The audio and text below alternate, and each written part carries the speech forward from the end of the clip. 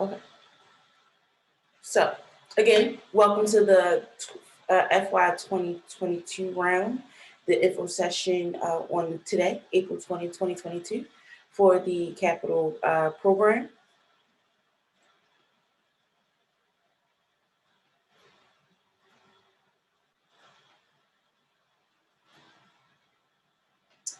Just to go over the agenda, we'll have welcome and introductions, the overview of the program, important dates, capital grants overview, threshold criteria, scoring, demonstration of the online application, and then the questions. So again, my name is Felicia Harris, and I am the grant manager for the Community Catalyst Grants.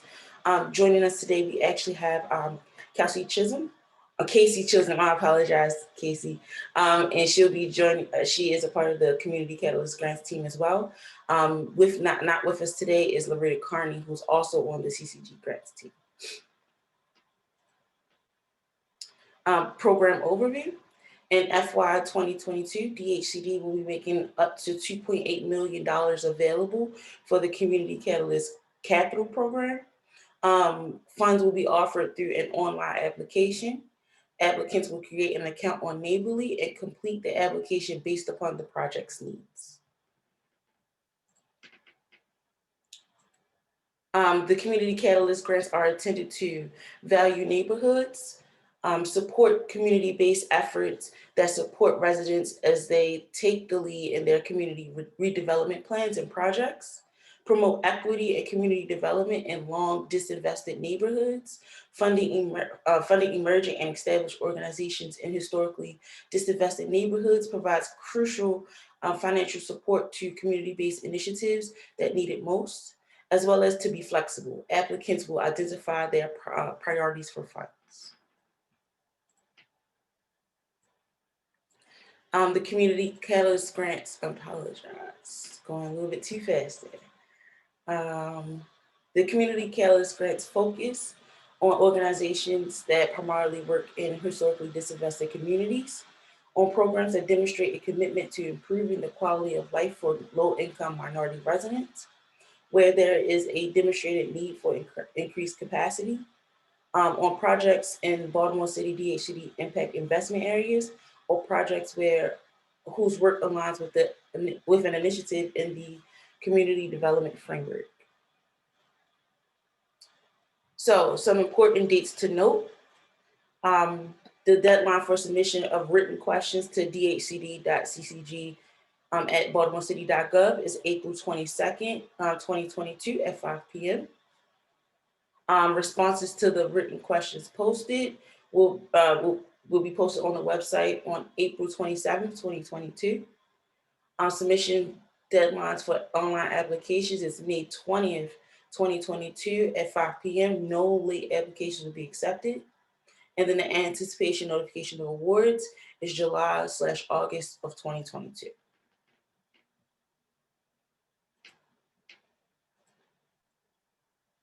The capital grants overview.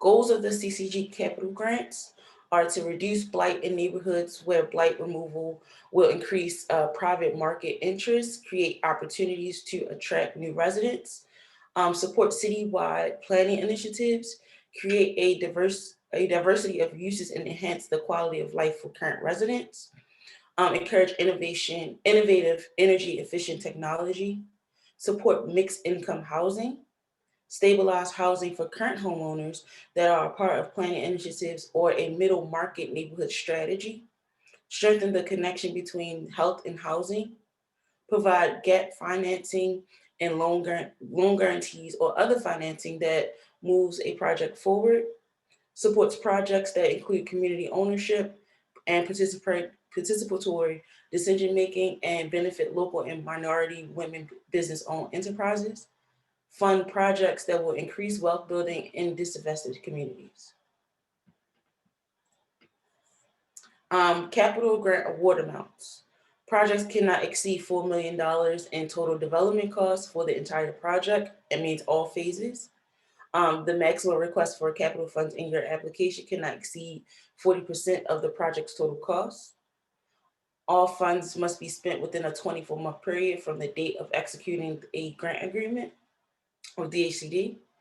At least 55% of the available funds will be awarded to emerging organizations, and not more than 45% of available funds will be awarded to established organizations. So here is some examples of eligible uses of capital grant funds. This is not meant to be a comprehensive list. I'll just read some of them. One of the main pieces to note here is that funds can only be requested for projects involving 3 or more properties. However, if you have less than 3 properties, you are able to apply for a waiver, and then that will be approved, and you will be notified if it is approved. So some of those examples of eligible uses are pre-development costs, including but not limited to studies, surveys, zoning changes, and conceptual designs and plans, consultants and staff necessary to implement a specific project, acquisition of non-city owned properties, stabilization or construction that is a part of a larger development or revitalization initiative, provided that the funded activity occurs within 18 months of executing a funding agreement with DHCD. Preservation of existing affordable housing in communities where significant investment is planned. Commercial tenant improvements to facilitate social distancing in commercial spaces. And rehabilitation and repair projects for homeowners to stabilize their homes.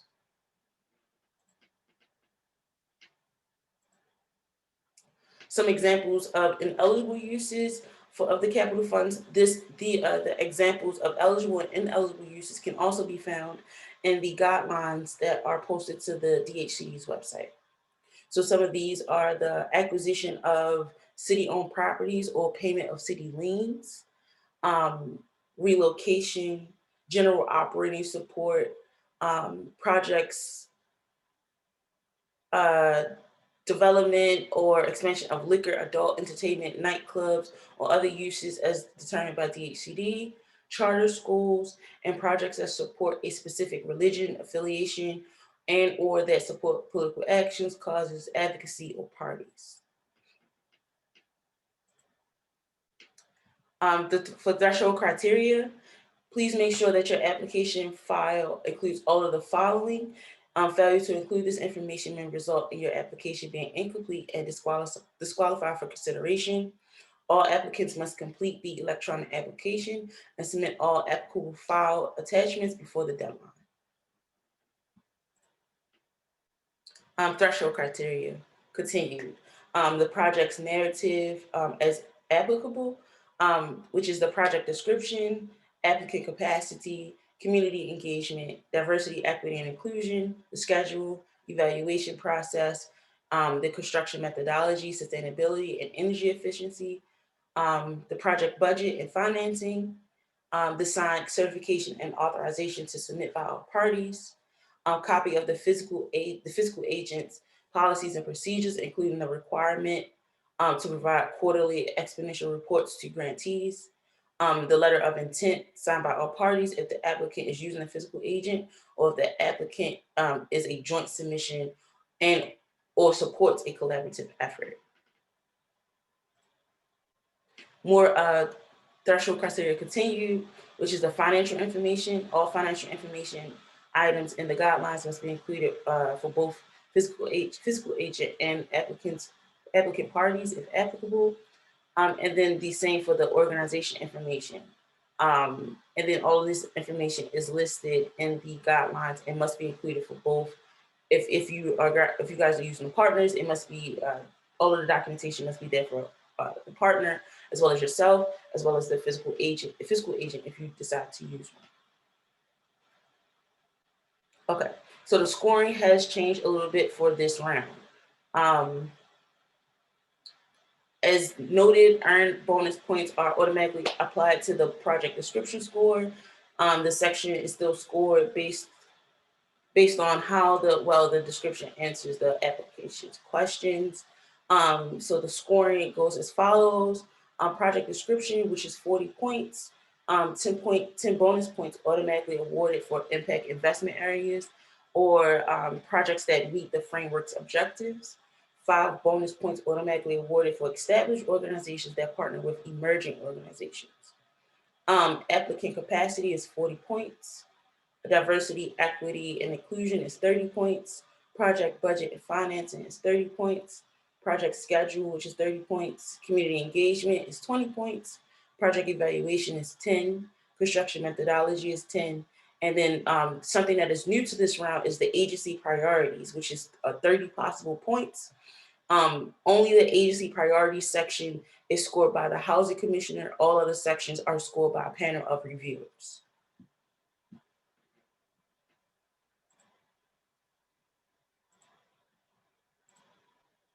Okay, and this is the portion where we will be going into a demonstration of the online application, and we will do that.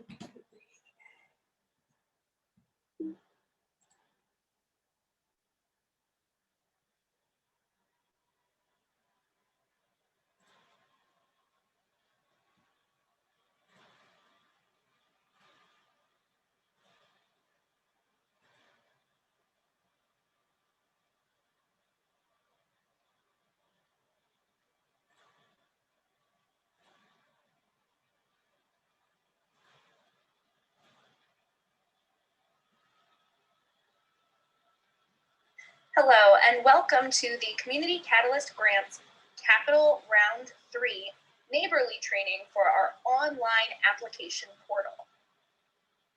When you first log on to the application portal, which is linked on the website, you will need to, if you have not already done so, register an account.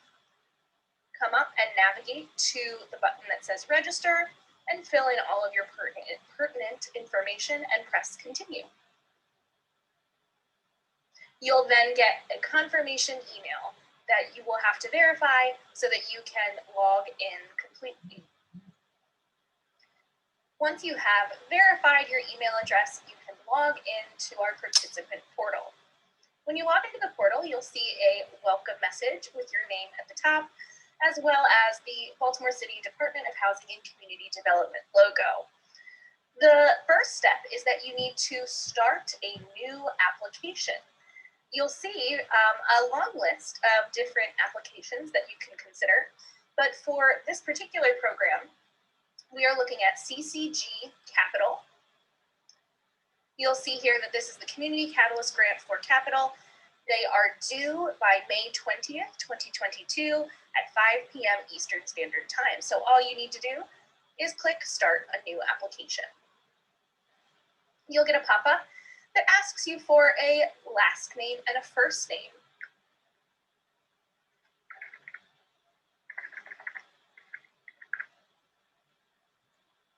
Once you hit Start Application, you will land on your main application page. You'll see a few reminders, things like when the application is due. You'll see where you can send questions, if you have any as you work. Those questions can be either technical questions about support for this neighborly application, or it could be questions about the content of your application. Please don't hesitate, any questions, reach out to us right away. I do want to point out just a few things to you before moving on. This left-hand sidebar is really your key navigation portal. You can view the users who are associated with your application. If you have more than one stakeholder who you would like to be able to see and make changes to your application, you can click Add a User and enter their email address. Once you add them, they will have access to view information in your application and make changes. Additionally, if at any point during your application you wish to print it, you can come to this print button and it will convert your application into a PDF that you can either then save digitally and or print for your record keeping purposes. So let's get started on the application. We're going to click here to continue. The first thing that you'll be taken to is the program overview. You're going to want to read through this carefully as there are Lots of good details and bits of information for you to take in about the Community Catalyst Grant Program, as well as what is currently being offered. A few things to point out to you. This is round 3 of our CCG grant program. If your organization was previously awarded CCG funds in both round 1, fiscal year 19, and round 2, fiscal year 20 and 21, for operating or capital grants, you are ineligible for a round 3 award. So please, if that is you, please do not submit an application at this time. As I said before, any questions and inquiries that you have should be sent to us at the dhcdccg@baltimorecity.gov email address. If you would like to submit written questions and inquiries for publication, we need to receive those no later than April 22nd, 2022 at 5 p.m. Eastern Standard Time. We will then publish the responses on our website no later than close of business on April 27th, so that all applicants have a chance to review those questions and answers. We will not accept any late submissions, so if you do have any questions or need technical assistance, please be sure to reach out. One other thing that I would like to point out to you is at the top of each page of the application, you'll see a link to the full funding guidelines. This document is really critical and outlines all of the details that you need to know about our application. So if at any point you are looking at something on this Neighborly portal and you're not sure what it is, please refer back to the funding guidelines first. And if your question is not answered there, then proceed to please email the DHCD CCG email account so that we can better assist you. Once you have fully reviewed this first page, you don't have anything you need to do on it. You can just click complete and continue. You'll notice on the left sidebar, once you have completed and continued each page of the application, you will get a green check mark verifying. So let's start filling in part A of the application, your applicant information. Once you've entered all of your organizational information, you do need to answer 2 critical questions. Are you applying with a partner? And do you have a fiscal agent? Anytime that you see a blue circle with a question mark, you can hover over it, and that will give you a little more information as a tooltip about whatever the question is. So if you are applying with a partner, you'll click yes. If you're not, you'll click no. When you click no, you'll notice that nothing happens. However, when you click yes, you'll see that there is additional information that needs to be filled in for your partner. Please note that this is required information. Same thing with, do you have a fiscal agent? If yes, click yes. If no, click no. So let's assume that for this one, we do have a fiscal agent. Let's fill in that information now.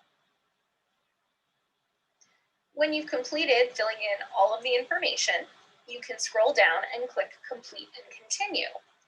Or you can click save if you want to save what you have so far, but come back with more information later. You'll notice right now, I cannot complete and continue. I'm getting the red stop sign. The reason for this is because not all required documents have been uploaded. If I look back, I see that I have missed uploading my fiscal sponsorship and management services and pricing, which is required if I have a fiscal agent. To upload documents, all you do is click Upload File. Select your file from your computer. You'll see that the name of the file shows up here, so you can verify it's the right one. And when you're ready, hit Complete and Continue.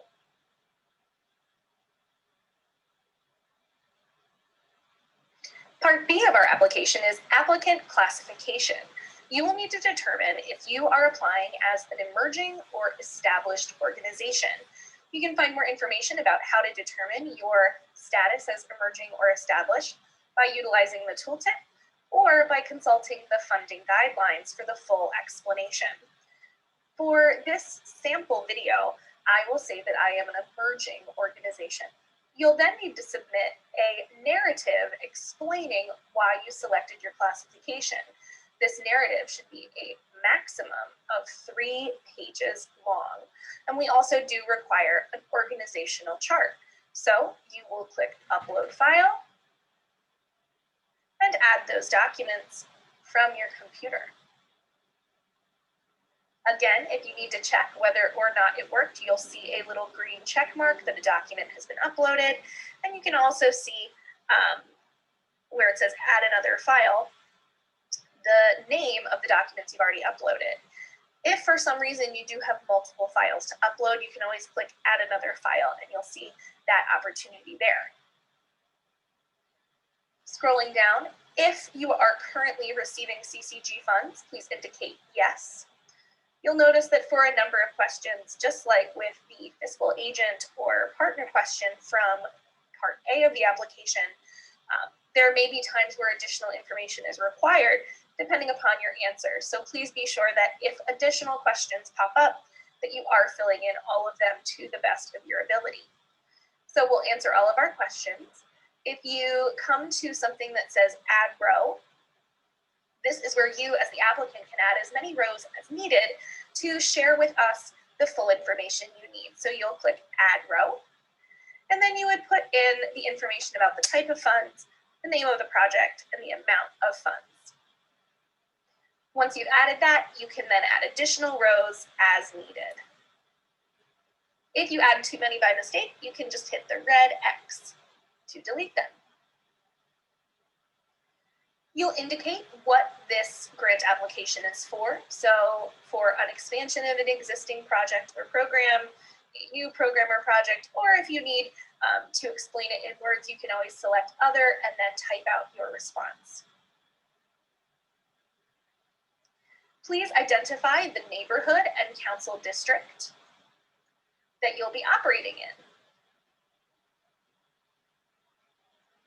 If you have completed a strategic plan, you'll need to include the date that the strategic plan was created, as well as the plan itself as an upload. And you'll also have to verify if you are or are not receiving city funds. If yes, there will be more information for you to complete. If no, it's time to complete and continue. Part C of the application is where you'll really begin to tell us about your project.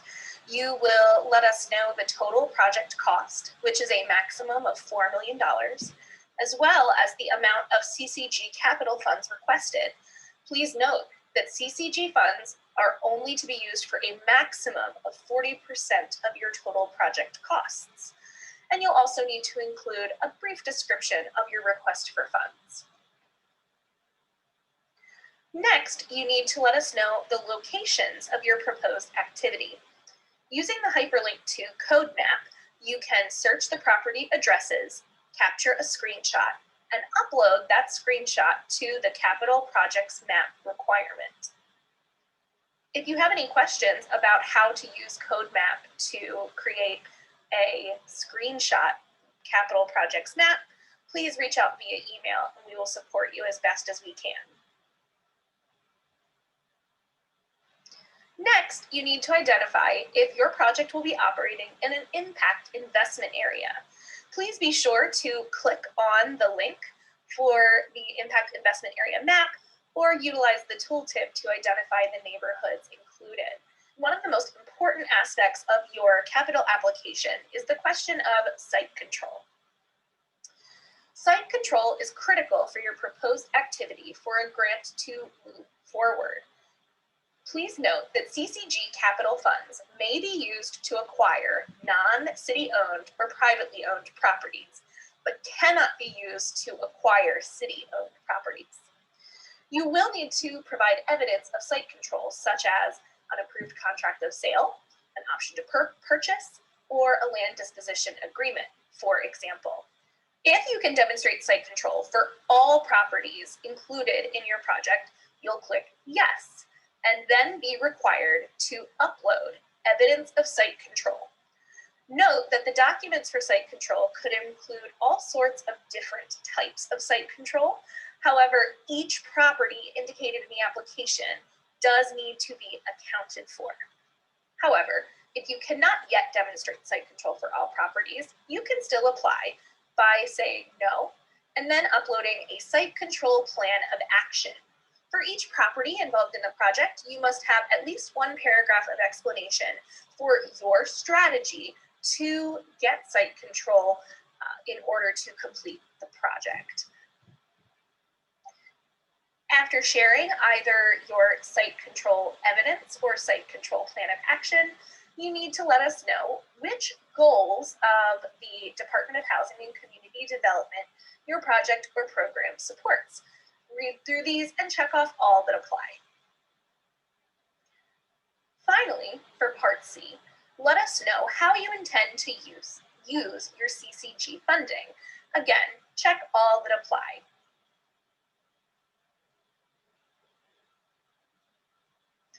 When all information for Part C is complete, you can click Complete and Continue. Part D of your application is where you'll share with us important information about your development team. First, identify the type of organization that you are. For example, a partnership, a not-for-profit, a joint venture, corporation, etc. If your entity is a joint venture, please provide principles for each entity. You will also want to note whether they are an MBE, Minority Business Enterprise, or a WBE, a Women's Business Enterprise. If you do not have anything to put here, you can always just add the row and then click NA. Next, you'll need to provide information about your development team members and consultants. Things like architects, engineers, general contractors, marketing and sales, legal consultants, as well as any other that you need to put in. Please provide their name, address, email, telephone number, fax number if applicable, as well as indicate whether they are a minority or women's business enterprise. And again, if this is not applicable for you, you can always select NA. When you've entered all of this information, please hit Complete and Continue.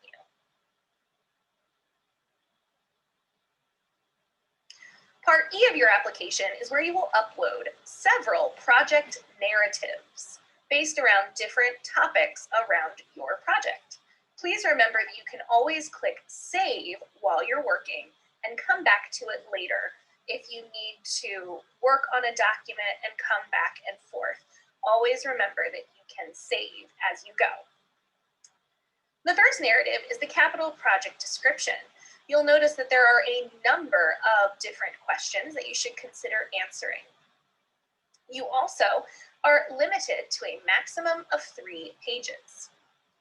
One other thing to note, typically CCG Capital Awards are intended for use with more than 3 units. If you are requesting funds for a project that will impact 3 or fewer units, please do not forget to include the request for waiver form, which you can get by clicking the link here. The next narrative is applicant capacity. Again, it is a maximum of 3 pages to answer the questions that are provided. Next is community engagement. Please, in a maximum of 2 pages, describe the community's role and engagement in your project.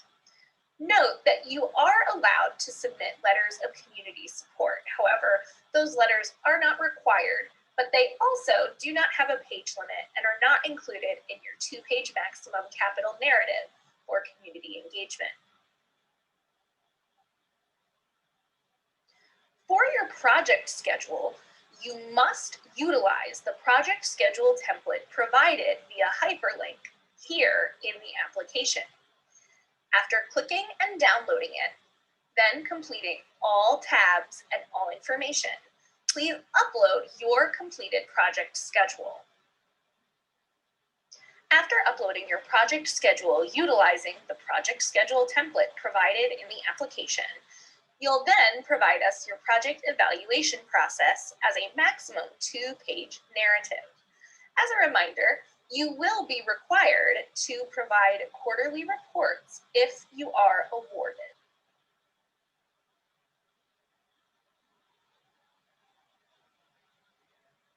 Next, please provide a narrative of 1 page maximum, indicating your construction methodology.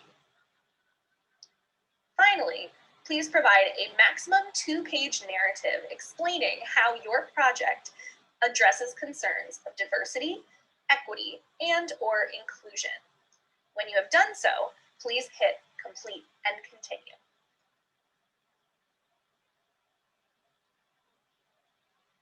Part F of your application includes information about your project budget and financing. You will need to provide 3 key pieces of information for your project's budget and financing. You are required to submit a capital budget narrative, a capital budget, and a funder's letter of intent.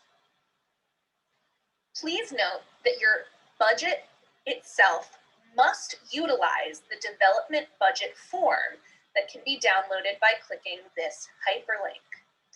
If you submit a capital budget that is not utilizing this required template, or that is incomplete with any missing information from any of the multiple tabs on the template, your application will not be considered for review.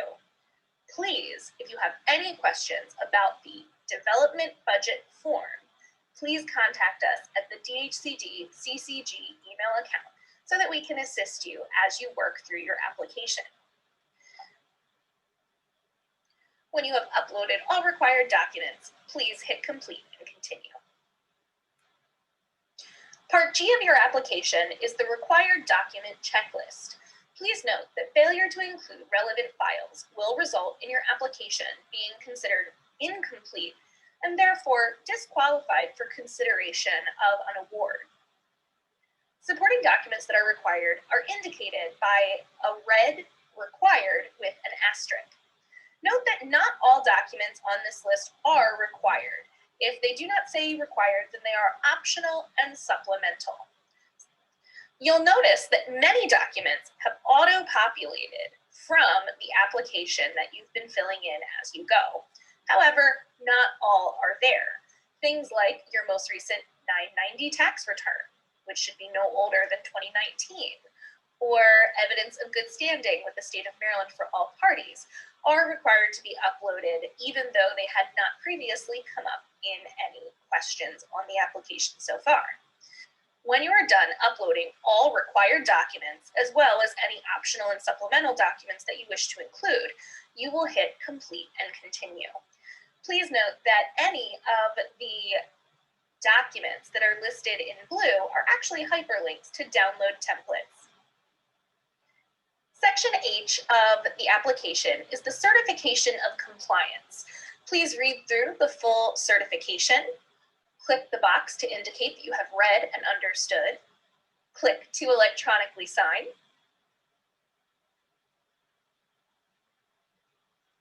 As well as add your title. If this application is a joint venture, please click yes. Download the joint venture form, have all parties sign it, and upload it here. However, if it is not a joint venture, click no, and then hit complete and continue.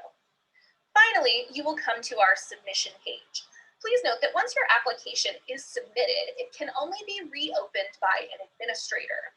If you require your application to be reopened, please reach out via email to the CCG team.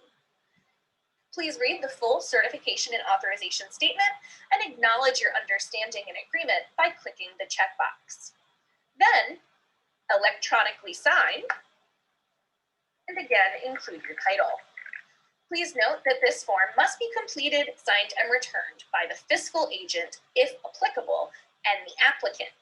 Additionally, if there are multiple organizations involved in your application, then the certification and authorization form must be completed and signed by all parties. You'll use this last question to indicate whether or not you have a fiscal agent or multiple organizations involved in your application. If yes, please utilize the hyperlink to download the application certification form, have it signed by all relevant parties, and upload.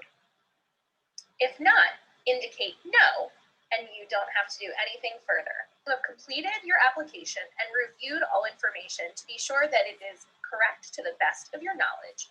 Please click Complete and Submit. Congratulations, you have successfully submitted your application for a CCG Capital Grant. Whenever you log into the participant portal, you will now be able to see your existing submitted application to view. If you have any questions or concerns, please reach out to the CCG team. We look forward to assisting you. Well, all right. Now we will move to the question and answer portion of our presentation. And in this course, you will improve your user interface. 2 seconds to figure it out.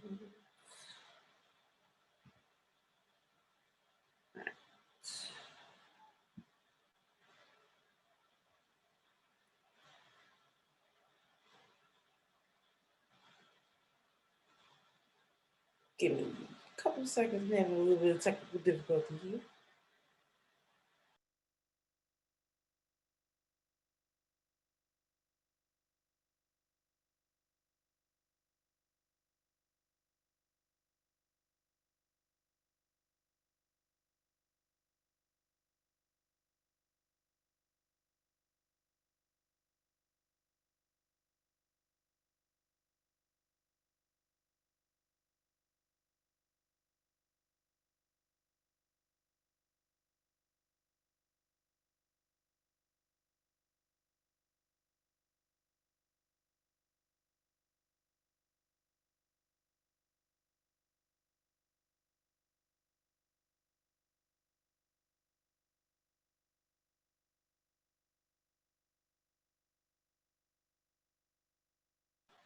Okay, so apologize about that. So we'll be reading the questions from the chat. And okay, let's get started.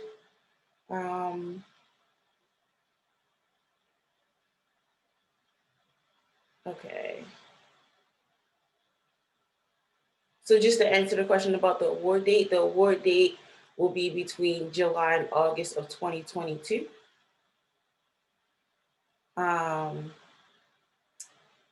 The slides and this recording will be posted on the website once the questions are posted as well. So you'll have access to this video as well as the video for the application on April 27th. The next question is, where can we find a list of the impact investment areas? And is this a reimbursable grant? So to answer the first part of the question, within the application, there is a link to the impact investment areas as well as a list. Once you hover over the question mark, and is this a reimbursable grant? It's a reimbursable grant for the project. So if you are awarded, yes, this will be a reimbursable grant for the project.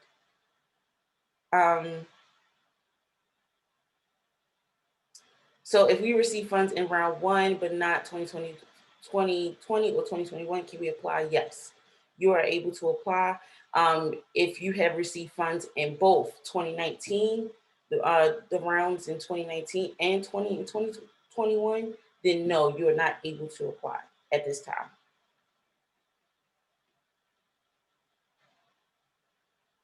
Another question is, if your grant application identifies properties and if your grant application identifies properties and how the CCG grant funds will be used, but the work occurs before the CCG grant funds are actually paid out, can the CCG grant funds be used to repay the amount spent and identified in the CCG application / grant agreement?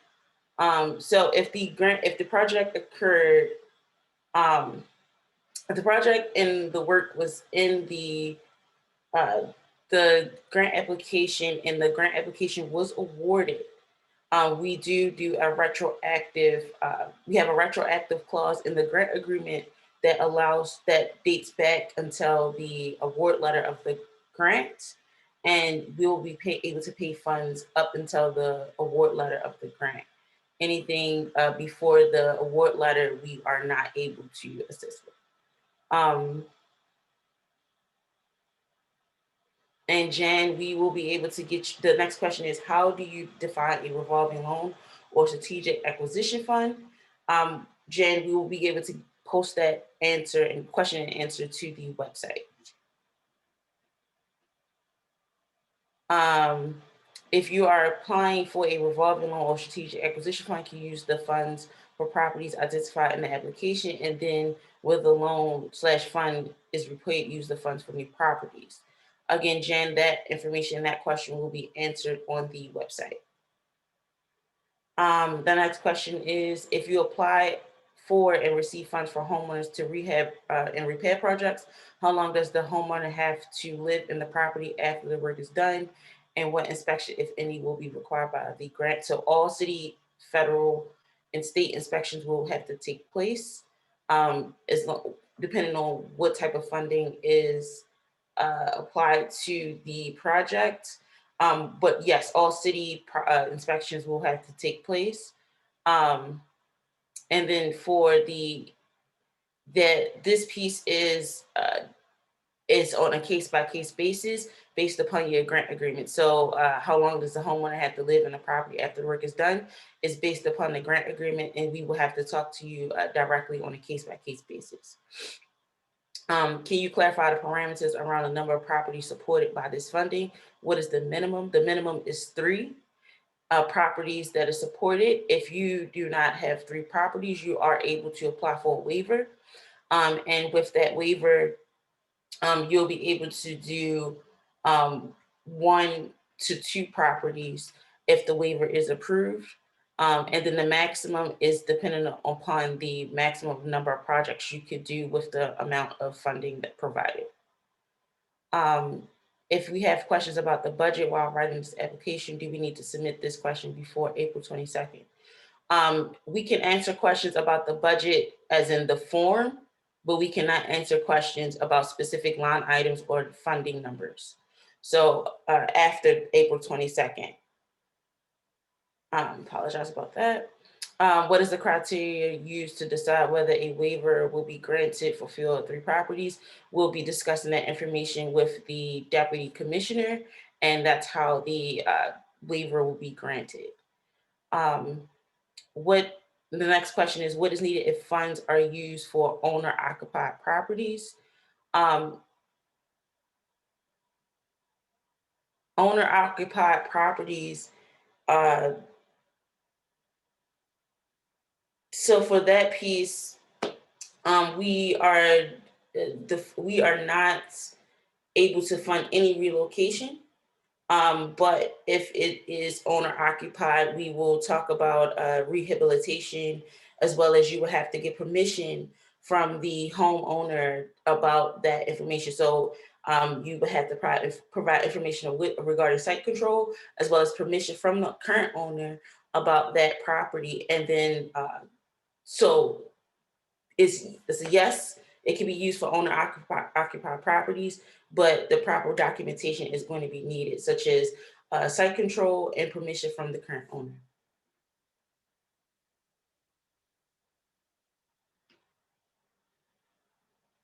So can you send me, the next question is, can you send me a link to this application/website?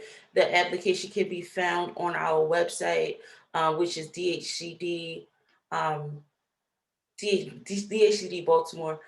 Casey, can you actually, and you did it, thank you, Casey.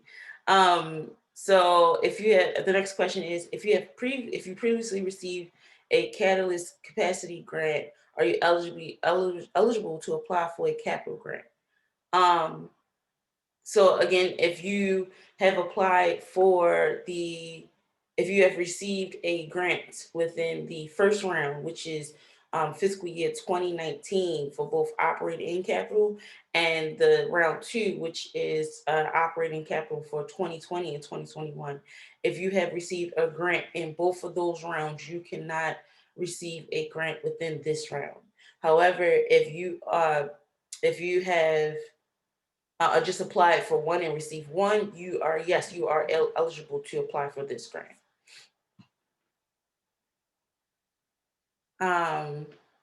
Is there a minimum grant award? The minimum grant award is 40% of the project cost. The project cost cannot exceed $4 million. What is the timing for reimbursement? Is the next question. When the project is completed or when the part applied for in the grant is spent. So for this piece, we, as soon as if you are awarded funds from CCG, you will receive a grant agreement, and in that grant agreement, once the grant agreement is approved by the Board of Estimates, you are able to start applying for that reimbursement for the project. And you do not have to wait until the project is completed. Do you have to be a 501c3 to apply? The list of eligible applicants is also listed on our guidelines and our website. Yes, and you have to also be registered with the state of Maryland. What is the average grant award? Is there a maximum award? So that piggybacks to the 40% of your project amount, which can exceed 4 million, I'm sorry. And as well as the average grant award is around $100,000. What is the maximum amount for which can be applied for? Again, 4 million is the maximum, and 40% of that project cost. The next question is, if we have applied in round 1 and round 2, but we're not awarded, does that make us an emerging candidate or existing? So the difference between emerging and established can also be found in our guidelines. But emerging and established is based upon the organization itself, rather than just whether or not it is not attached to if you have applied in round 1 or round 2. So those are all of the questions in the chat. Does anyone would like to unmute themselves and answer any questions?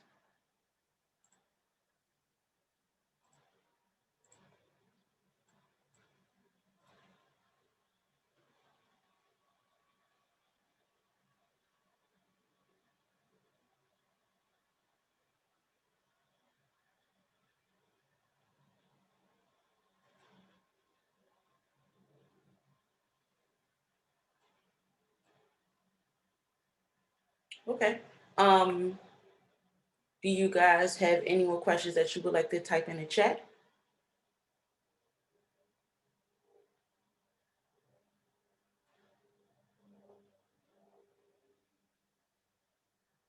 Well, all right. I